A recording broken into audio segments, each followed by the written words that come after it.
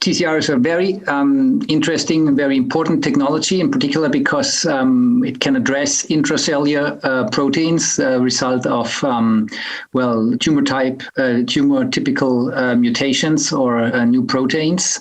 That's a big advantage. The disadvantage is the restriction to certain HLA molecules. And well, so far we did not have so many convincing data with respect to relapse prevention. And if you look into the reviews, most deal with technical problems or approaches how we can improve the efficacy.